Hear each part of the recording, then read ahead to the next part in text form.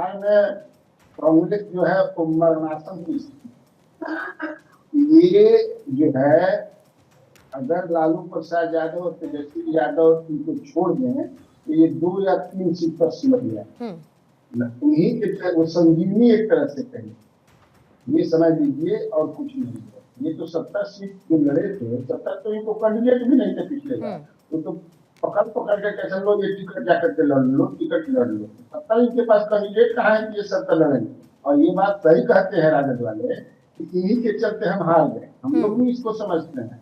अगर वो उसमें से 20 सीटें 50 पर लड़े होते, या पिछली बार 15 में 40 पर लड़े थे, उनकी इस बार 70 लड़े तो 19 पर आ गए। अगर वो सीट भी उन्होंने बढ़ाया, सीटें लेफ्ट को दे दिया गया होता तो तेजस्वी यादव की सरकार बन गई होती, महागठबंधन की सरकार बन गई होती। तो ये है कहाँ? अभी बताइए, इनकी पार्टी है कांग्रेस यहाँ बिहार में, और राजनीतिक कमेटी भी नहीं बन पाई है, और अध्यक्ष जो है अखिलेश प्रसाद सिंह का टर्म भी पूरा हो गया, दूसरे की चर्चा हो रही है, और राजनीतिक कमेटी भी अभी तक नहीं बन पाई है। तो कांग्रेस इतना सीरियस है, कांग्रेस कैसी पार्टी है बिहार में, और उत्तर प्रदेश में तो अखिलेश के भरोसे है, और यहाँ जो है वो तेजस्वी यादव और लालू यादव के भरोसे है। बिहार की यही कांग्रेस की स्थिति है। अब रहा, आप और भी सवाल है, अतुल कृष्णा जी बोल रहे थे 225 का अचीवेबल जो है टारगेट है, तो अचीवेबल ट्रेड अब दिखता रहे 400 का तो लोकसभा में भी था, 240 पर आ गए। अब 225 यहाँ आएंगे कि नहीं आएंगे, नीतीश कुमार जिधर रहेंगे में, आप समझिए। ठीक है, नीतीश कुमार जिस खेमे के साथ रहेंगे उसकी सरकार है, बस यही है। 15-16% उनके पास वोट है। इधर रह गए, इधर रहेंगे तो वही फेस बनेंगे जहां है वो। नहीं, लेकिन बेलारी साहब, नीतीश कुमार एक बार नहीं, अब तो कई बार दोहरा चुके, इधर उधर कहीं नहीं जाएंगे।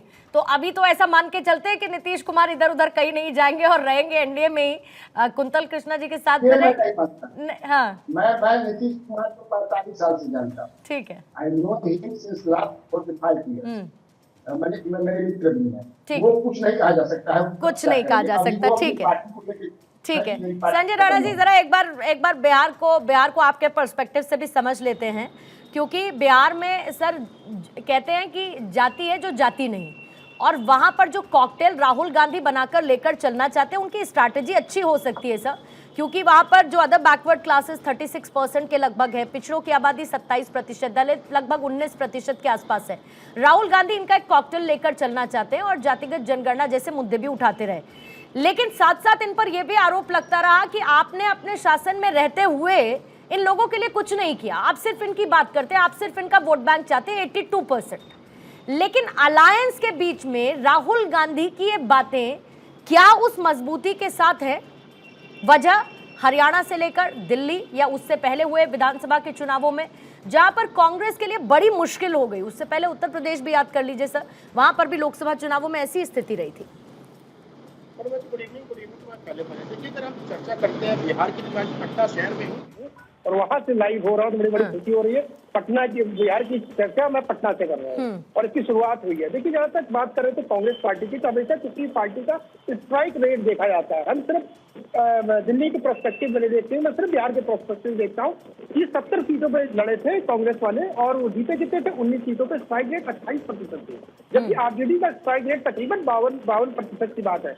जहाँ तक चर्चा हो रही थी, राहुल गांधी साहब जो गदा उठाए घूम रहे हैं, जो बीड़ा उठाए घूम रहे हैं जनजाति और अनुसूचित जनजाति और दलितों की, तो हम तो सिंपल से पूछते हैं, हम तो पिछले में जाते ही नहीं है। क्या राज्य में किया, क्या नहीं किया। मैं तो आज के राज्य की चर्चा करना चाहता हूँ। कर्नाटक में आपका राज है, आपने कितने पिछड़ों को आईएएस बना दिया। वहाँ पे एक सवर्ण आदमी चीफ सेक्रेटरी, उसको अभी तक क्यों नहीं बदला। तेलंगाना का चीफ सेक्रेटरी सवर्ण है, उसको क्यों नहीं बदला। हिमाचल का चीफ सेक्रेटरी वहाँ पे क्यों नहीं बदला, और वहाँ के मुख्यमंत्री दोनों तो सवर्ण है।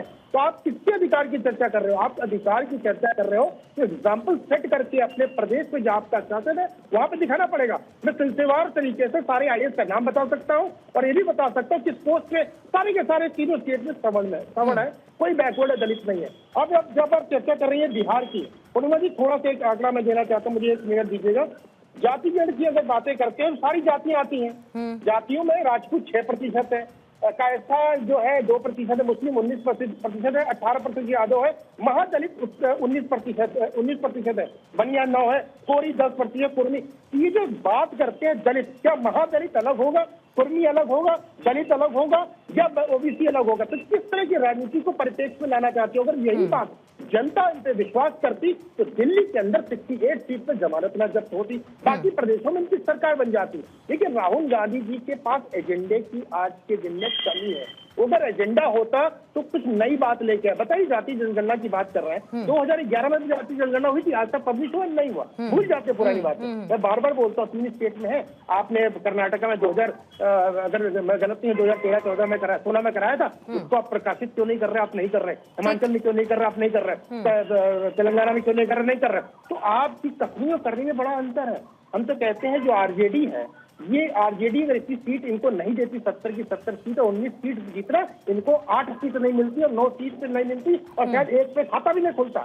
जो भी उनको प्रतिशत वोट मिले हैं, जो 19 सीटें मिले, वो आरजेडी के कहीं ना कहीं कार्यकर्ताओं का जो वोट शिफ्ट वो है।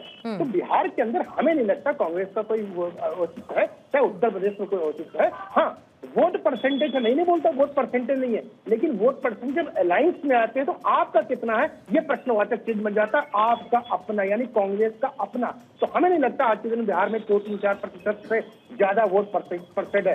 अगर हम आरजेडी की तुलना करें, तकरीबन 23% वोट मिला था जेडीयू को, 15 और 19% बीजेपी को मिला था। एनीवे अगर मैथमेटिक्स से बात करें तो एनीवे एनडीए गठबंधन कहीं ना कहीं आगे है। और आज का आदमी, चाहे वो बिहार हो, प्रदेश का कोई दूसरा प्रदेश है, वो देख रहा है कि हमारा विकास क्या, हमारे प्रदेश का विकास हो रहा है कि नहीं हो रहा, हमारे लोगों को रोजगार मिल रहा है कि नहीं हो रहा, और हम तरक्की कर रहे हैं नहीं, उस पर एजेंडे पे चुनाव हो रहा है। ज्योति जी जल्दी से जवाब दे दीजिएगा। संजय राणा जी ने कहा है आधार भी तो सर फिर मजबूत होना चाहिए ना, हमें ज्यादा सीटें चाहिए बिहार में, लेकिन हमें क्यों मिलेंगी ये भी तो बताना पड़ेगा ना सर।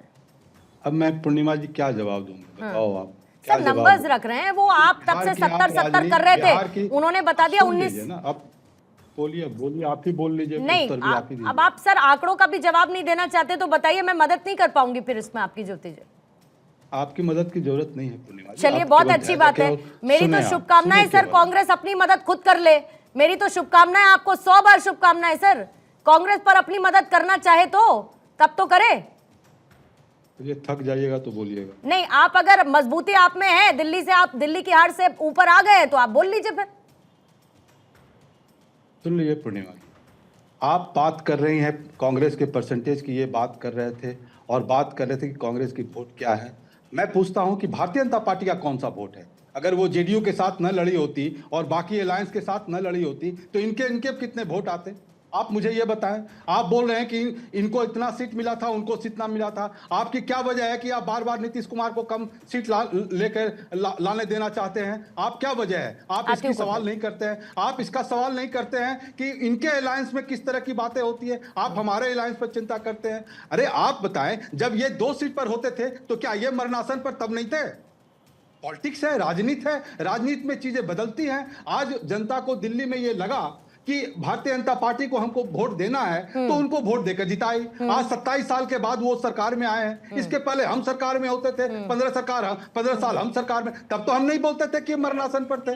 लेकिन आप लोग इस तरह की बातें करते। ठीक है, अब अगला बार देखेंगे। लेकिन अब देखें, ये दिल्ली का जो चुनाव का जो सबसे बड़ा मैसेज ये है कि जो भी शासन में आएगा और वो जनता से झूठ बोलेगा, उसको जनता इस तरह से सबक सिखाएगी। और यही हाल बिहार में होने वाला है। जिस तरह से पुल बने और पुलों का गिरना और उसमें भ्रष्टाचार होना, जिस तरह से नवादा में दलितों के घर जलाए गए, जिस तरह मुजफ्फरपुर में महिलाओं के साथ क्या अत्याचार किया गया और सारे उसमें नेता और सारे लोग उसमें लगे रहे, उस पर कोई नहीं हुआ। आप नीतीश कुमार के जिस तरह